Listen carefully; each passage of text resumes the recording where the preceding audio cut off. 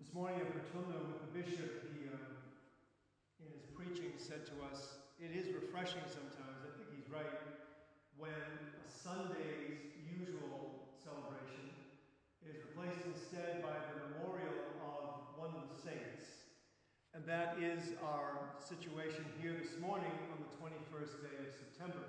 This is the day the church remembers and celebrates Saint Matthew, apostle of Christ and evangelist to the nations. One of only 12 called to be apostles, one of only 4 called by the Spirit to record the good news of Christ. It's a day that has become dear to me because I spent the years through pandemic and afterwards at St. Matthew's Church in Worcester, Massachusetts. So I have them in my heart and in prayer today.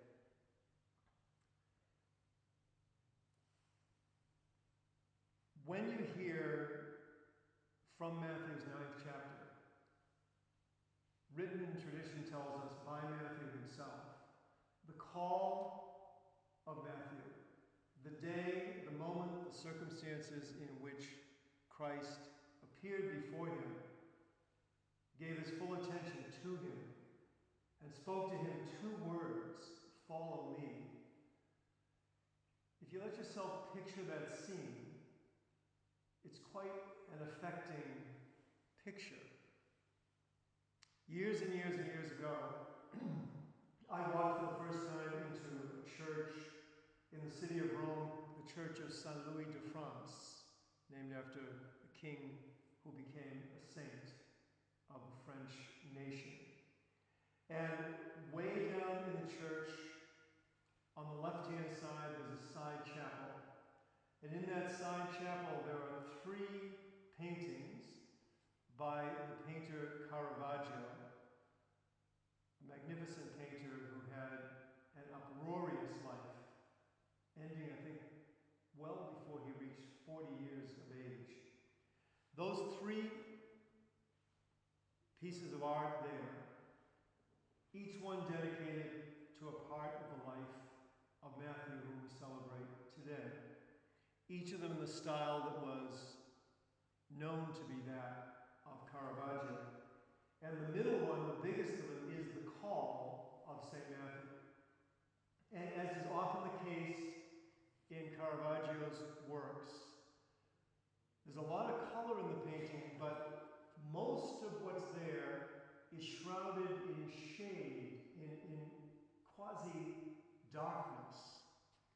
And then he always uses light to show where the onlooker's attention should be focused. In this picture, you see, going from the left, St. Matthew sitting at the tax collector's table. And around him, there are several other people standing and seated. There are coins in one of his hands. And as you move toward the right, you come toward the person of Christ, standing with his arm extended, his right arm and right index finger extended. And from the figure of Christ comes from behind him a ray of light, which goes across that room, widens, and lights up the seated person of Matthew the tax collector, who is about to become Matthew the Apostle. You can Google it to find it. It's an arresting way to imagine that moment. As we celebrate Matthew today, as I invite you to picture that moment and to picture it perhaps as Caravaggio does, I'd like us to think about just one thing. And that is, for some reason, mysterious to me and to you, I presume, but known, I suspect, to Jesus as he came there, and maybe not known to Matthew until the moment Christ spoke and said those 2 words. Matthew was ready. Whatever had gone before in his life, he had decided to side with the Romans, the occupying force,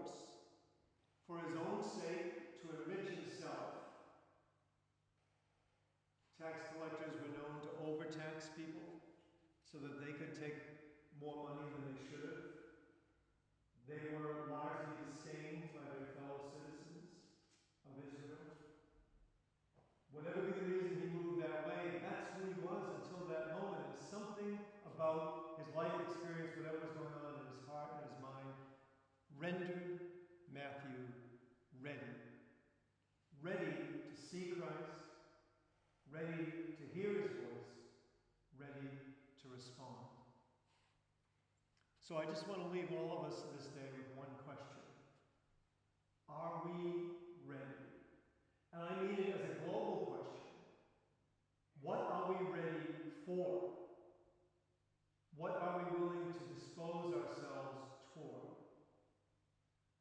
What is next for us? Specifically next for us, from the heart and the outstretched arm and the finger and the light of Christ, who stands before us